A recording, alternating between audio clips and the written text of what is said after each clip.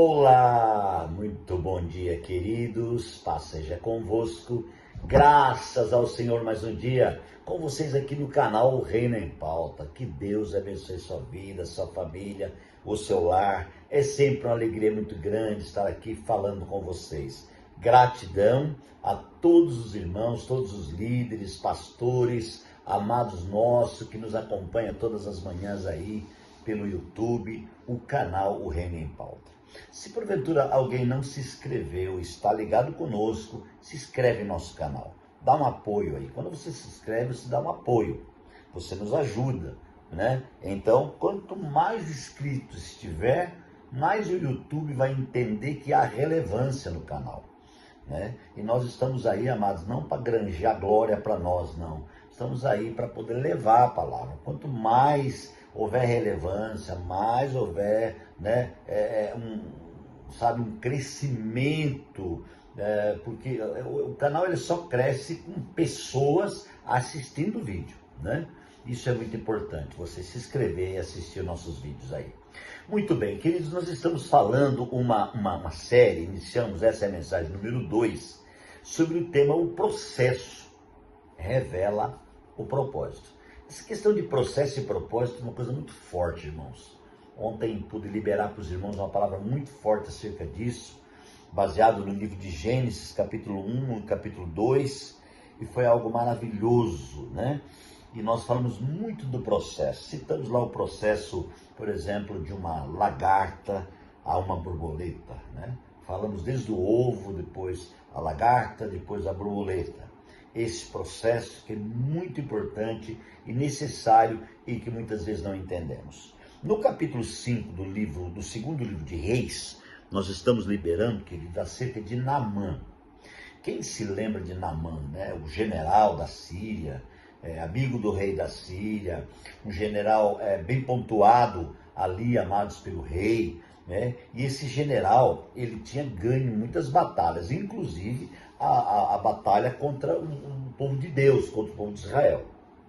E quando ele ganhou essa batalha, a gente lê na Bíblia, irmãos, que ele venceu, sim, porém ele ficou leproso. Então iniciou um processo na vida dele que nem ele começou a entender. E na primeira reflexão, eu concluí dizendo assim, imagina um homem importante como ele, chegar em casa com aquela roupa toda empolgada, toda bonita do exército, com vitória na mão, aí quando ele tira a roupa, ele está leproso. A tristeza desse homem devia ser muito grande. Então ele não era um homem feliz, mas tinha acontecido alguma coisa. Quando os assírios venceram os judeus, o povo de Deus, a Bíblia diz que apareceu ali uma menina. E o general resolveu trazer aquela menina para a casa dele. Olha só o processo como é que é. O general estava com lepra, estava leproso. Era um homem importante. Ele poderia levar alguém para casa, assim, para ser escravo da casa, da mulher, para ser empregada de casa, né? E a Bíblia diz que apareceu uma menina israelita. E nesse processo, irmãos, algo do propósito começa a acontecer. Porque inserido no processo está a visão do propósito. O propósito tem uma visão. E essa visão está no processo. É no processo que as coisas começam a acontecer. A grande questão é que nós não conseguimos entender o processo.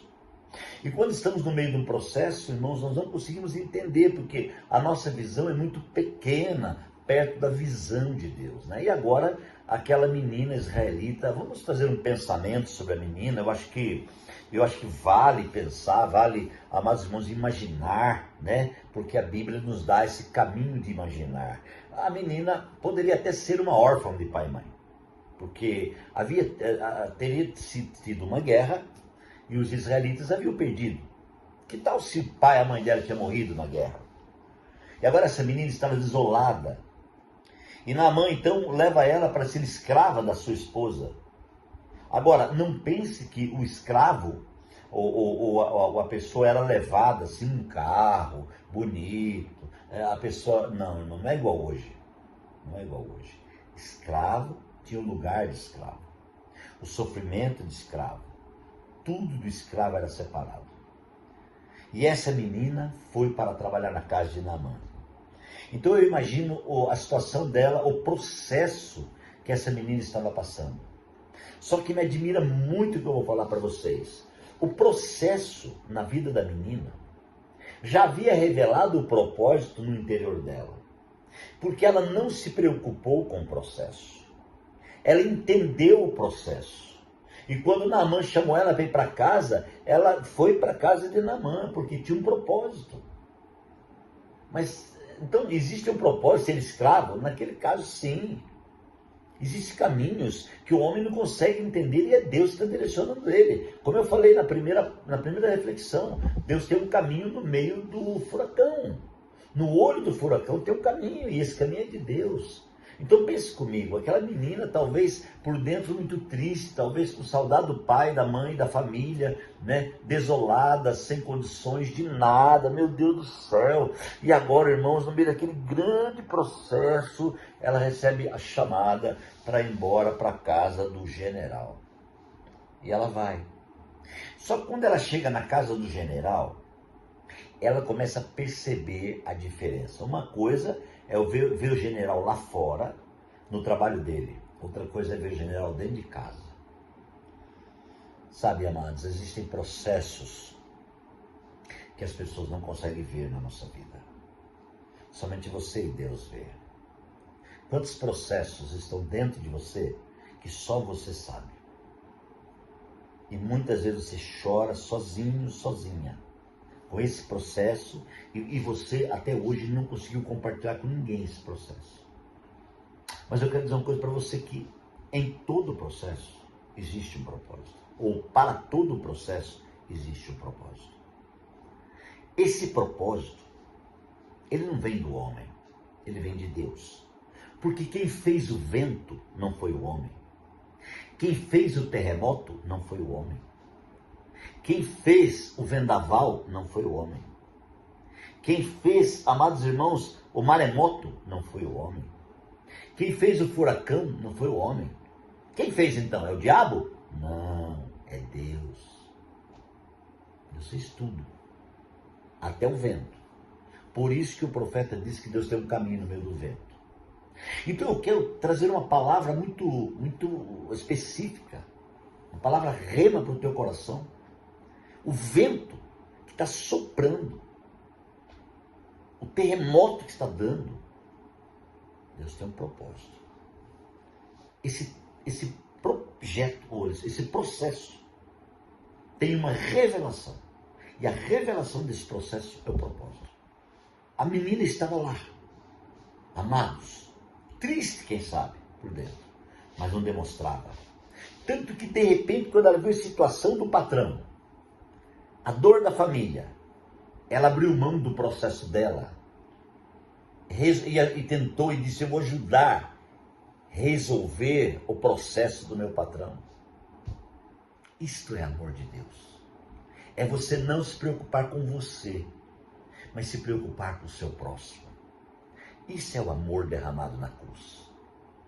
O amor que sustenta, que alimenta, é esse. O amor que nutre, o amor que liberta, o amor que sara, é esse. É quando você esquece de você para lembrar do seu próximo. É quando você não leva em conta o que você está passando em relação ao que o próximo está passando, e você parte para cima para ajudar o seu próximo. Então pontue no seu coração.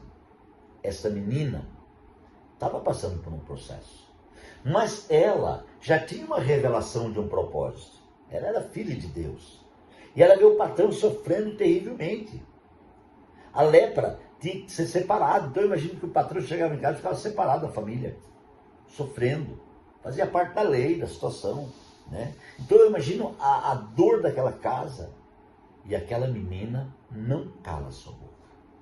Pontue no seu coração agora uma coisa: não feche sua boca. A Bíblia diz para você: abre a tua boca e eu te encherei. Precisamos abrir a nossa boca para o Senhor. A Aquela escrava abriu a boca.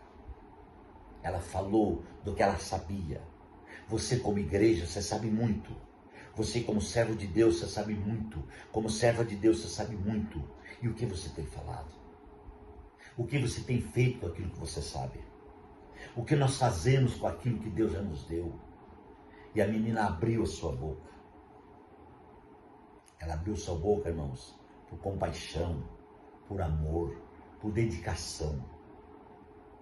Você sabe que hoje, muitas vezes, nós ficamos focados em nosso processo. Então nós queremos saber por que estamos passando o processo, quando vai terminar o processo, e pedimos para Deus revelar quanto tempo nós vamos sofrer. Irmãos, se preocupe em servir a Deus. Irmão, se preocupe com o seu irmão. Atente para isso. Você sabe todo o trabalho da igreja, todo o movimento, o mover da igreja, é para que a família de Deus entenda o propósito. É para que a família de Deus saiba que o processo revela o propósito. E que o propósito acontecerá, mas hoje, mas amanhã, cumprirá o propósito. Agora, precisamos ser fortes no processo. Então, o meu conselho nessa reflexão para você, seja forte no processo. Eu vou orar agora para que Deus te dê força no processo. Querido Deus, abençoe meu irmão e minha irmã neste momento, dando força no processo que estamos passando. Deus, nós precisamos do Senhor, precisamos da bênção do Senhor, da força do Senhor, para poder vencer e chegar ao propósito. Pai, nós oramos e agradecemos a Ti e abençoamos os Teus filhos, em nome de Jesus. Que Deus te abençoe grandemente, queridos. Muito obrigado por estar aí e até amanhã.